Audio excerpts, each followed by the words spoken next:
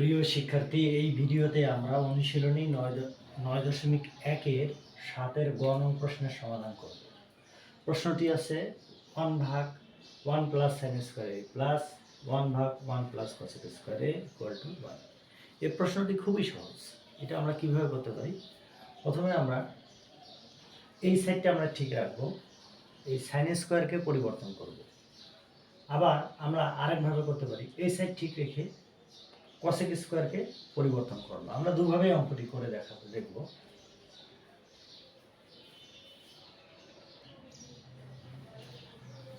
আমরা এইটাকে আমরা এইভাবে লিখেছি 1/1 প্লাস 1 প্লাস সাইন স্কোয়ার। এই সাইন স্কোয়ারের পরিবর্তে আমরা লিখেছি 1 কসেক স্কোয়ার এ। আমরা একটা ফর্মুলা জানি, যে ফর্মুলাটা হচ্ছে সাইন থিটা ইকুয়াল টু 1/কসেক থিটা। সেই জন্য আমরা এই সাইন স্কোয়ার থিটার পরিবর্তে 1/কসেক স্কোয়ার থিটা লিখেছি। আর এইদিকে আমরা কোনো ধরনের পরিবর্তন করিনি, যা আছে তাই রয়েছে। পরের লাইনে যাই।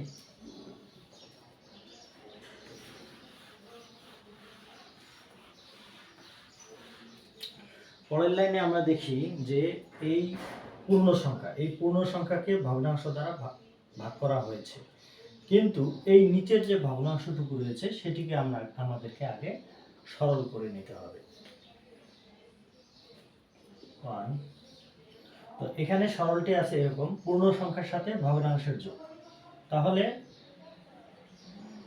ভগ্নাংশের যে হর রয়েছে সেই হরটি হবে লসাগু। এরপরে আমরা এই লসাগুকে সরাসরি পূর্ণ সংখ্যা দিয়ে গুণ করি। তাহলে 1 দিয়ে গুণ করলে আমরা পাবো কসেক স্কোয়ার এ প্লাস 1 প্লাস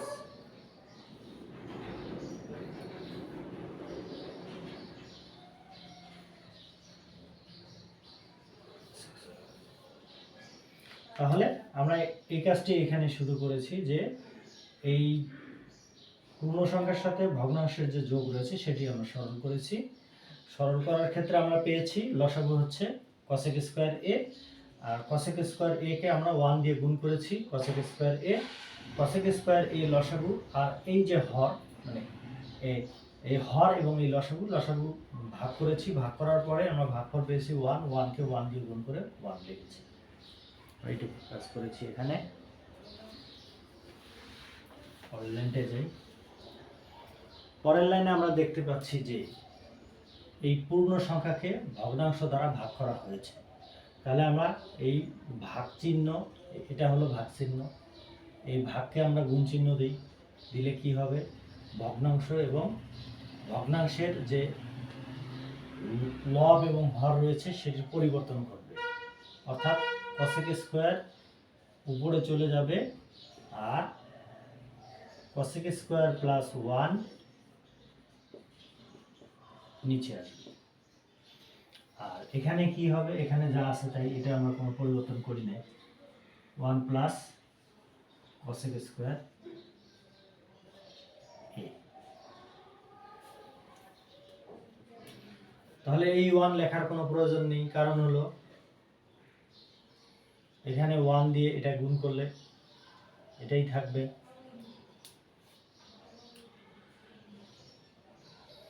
তাহলে এখন আমরা লিখব কসেক স্কোয়ার এ। আচ্ছা, এখানে কসেক স্কোয়ার এ প্লাস 1 আর এখানে 1 প্লাস কসেক স্কোয়ার, দুটো মূলত একই জিনিস। সেটি আমরা দুটোকে মিল রাখার জন্য একইভাবে লিখে রাখি। কসেক স্কোয়ার এ প্লাস 1, আর এখানেও আমরা কসেক স্কোয়ার এ প্লাস 1 এই আকারে লিখে রাখলাম।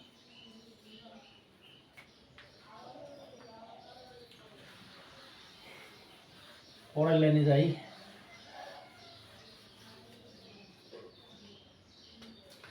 কসেক স্কোয়ার এ প্লাস 1 কসেক স্কোয়ার এ প্লাস 1, এই দুটোর হর একই রয়েছে। তাহলে এই দুটো যদি আমরা যোগ করি তাহলে আমরা পাবো লসাগু cosec স্কয়ার a প্লাস 1।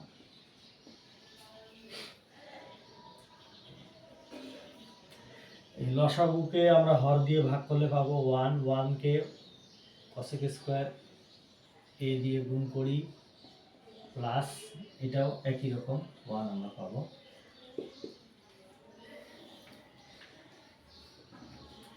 তাহলে এই ভগ্নাংশে আমরা দেখতে পাচ্ছি লব এবং হরের মান সমান।